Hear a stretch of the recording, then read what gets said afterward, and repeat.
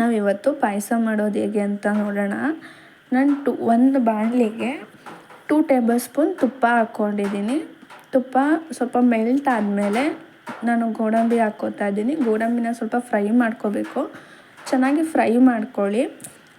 ಅದು ಒಂದು ಸ್ವಲ್ಪ ಫ್ರೈ ಆಗಿದೆ ಅಂದಾಗ ದ್ರಾಕ್ಷಿನ ಆ್ಯಡ್ ಮಾಡ್ಕೊಳ್ಳಿ. ದ್ರಾಕ್ಷಿನೂ ಅಷ್ಟೇ ತುಂಬ ಚೆನ್ನಾಗಿ ಫ್ರೈ ಮಾಡ್ಕೋಬೇಕು.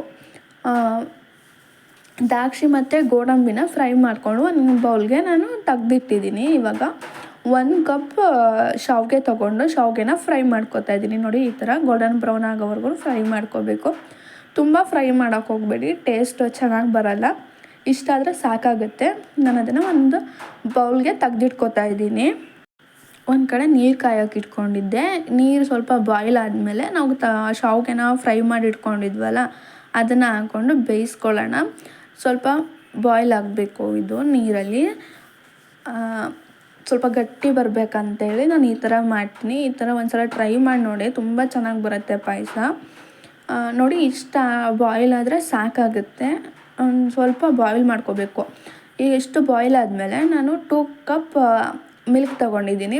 2 ಕಪ್ ಮಿಲ್ಕ್ ತೊಗೊಂಡ್ರೆ ಸಾಕಾಗುತ್ತೆ. ನಾನು 1.5 ಕಪ್ ನೀರು ಹಾಕ್ಕೊಂಡು ಬೇಯಿಸ್ಕೊಂಡಿದ್ದೆ ನಾನು ಶಾವಿಗೆನ. ಇವಾಗ 2 ಕಪ್ ಹಾಲು ತೊಗೊಂಡಿದ್ದೀನಿ. 2 ಕಪ್ ಹಾಲು ಹಾಕ್ಕೊಂಡು ಚೆನ್ನಾಗಿ ಮಿಕ್ಸ್ ಮಾಡ್ಕೊತಾ ಇದ್ದೀನಿ. ಮಿಕ್ಸ್ ಮಾಡ್ಕೊಂಡಾದಮೇಲೆ ಅರ್ಧ ಕಪ್ ಶುಗರ್ ತೊಗೊಂಡಿದ್ದೀನಿ. ನಾವು ಜಾಸ್ತಿ ಶುಗರ್ ತಿನ್ನೋದಿಲ್ಲ, ಹಂಗಾಗಿ ಅರ್ಧ ಕಪ್ ತೊಗೊಂಡಿದ್ದೀನಿ. ನೀವು ಇನ್ನು ನಿಮಗೆ ಬೇಕಂದರೆ ಶುಗರ್ನ ಆ್ಯಡ್ ಮಾಡ್ಕೋಬೋದು. ಶುಗರ್ ಬದಲು ಬೆಲ್ಲ ಬೇಕಿರೋ ಯೂಸ್ ಮಾಡ್ಬೋದು, ಜಾಗ್ರಿನ. ಈಗ ದ್ರಾಕ್ಷಿ ಮತ್ತು ಗೋಡಂಬಿನ ಹಾಕ್ಕೊಂಡು ಮಿಕ್ಸ್ ಮಾಡ್ಕೊತಾ ಇದ್ದೀನಿ.